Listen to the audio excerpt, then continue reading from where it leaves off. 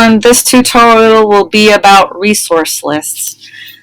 Resource lists can be created in the RICAT. You need to be logged in to do so. If you need to know how to log into RICAT, please see the tutorial about RICAT login. Once you're logged in and on the search screen, you'll see this tab on the left, Resource List. You always want to create your list first because once you go in and do a search and find things that you want to keep organized, you have to go back out, make the list, then go back in and redo the search all over again.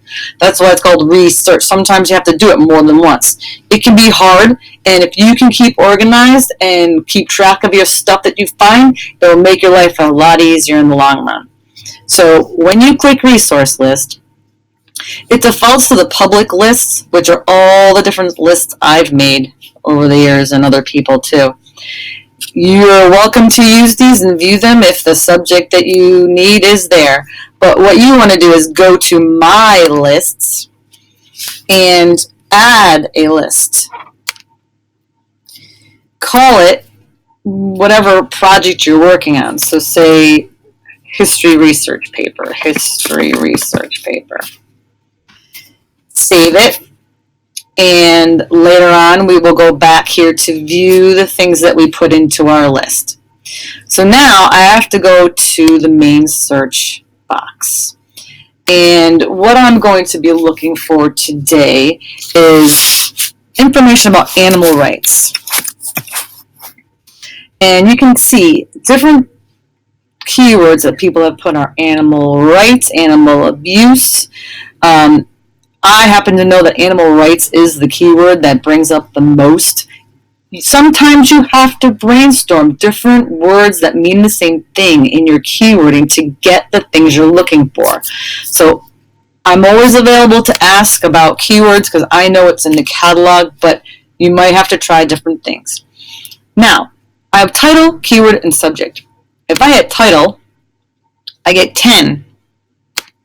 If I hit keyword, I get 25. If I get subject, I get 13. So, like I thought, a keyword search is going to give you the most because it's just looking for those words. In the title, it's looking for those words in the title, and in the subject, it has to be cataloged as that subject. We seem to have quite a few things, so I could probably do a subject and be quite happy. If your results of a search are extremely low, I would go for the keyword. If they're extremely high, I would just stick to the title. But I'm going to do subject, and I have 13 different things. Over here on the right-hand side, I've got a button, Add to this list. If you see a book that you believe will be very helpful to you, and you can click on the title to read the description of the book, and you think that will work for you, you can add to this list, either in the main list that I just was in or right here under the title. And my selected list is history research paper because I just made it. Make sure in a subsequent search that you have it in the right list that you made. So add to this list. Alright, and I turned into a little clipboard with a check mark.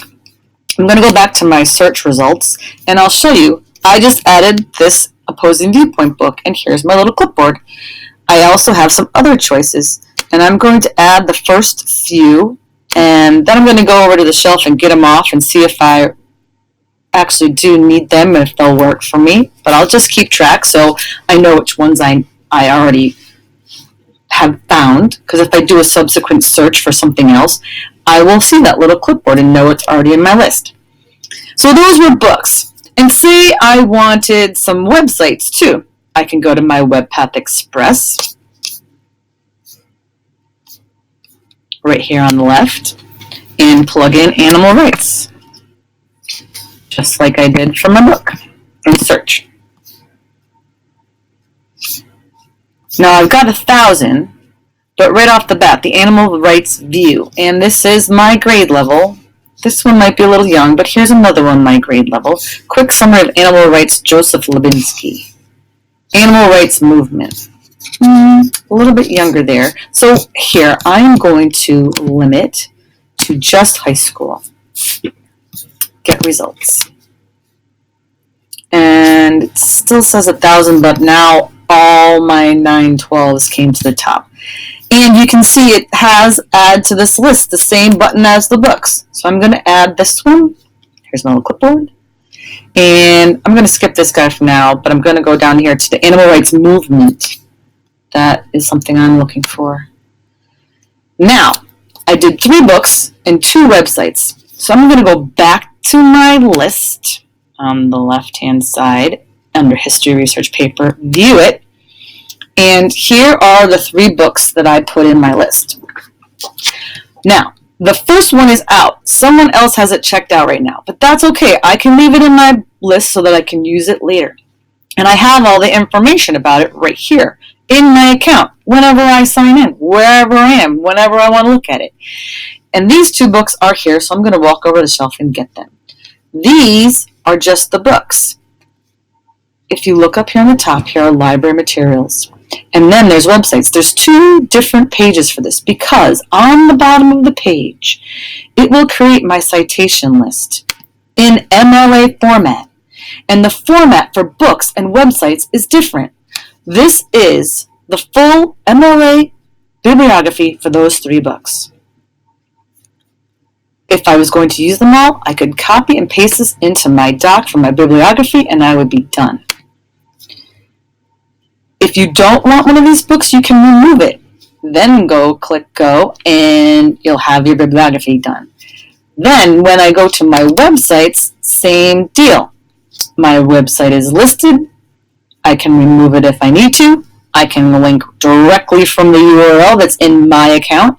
And on the bottom, I can create my citation list by hitting go. MLA format for websites. Put these in alphabetical order with the 3 books, and your bibliography is done if those are the 5 resources that you use for this paper. This is an excellent tool. Make sure to create your list first before you start your search, and then add things in. I hope this was helpful. Thank you.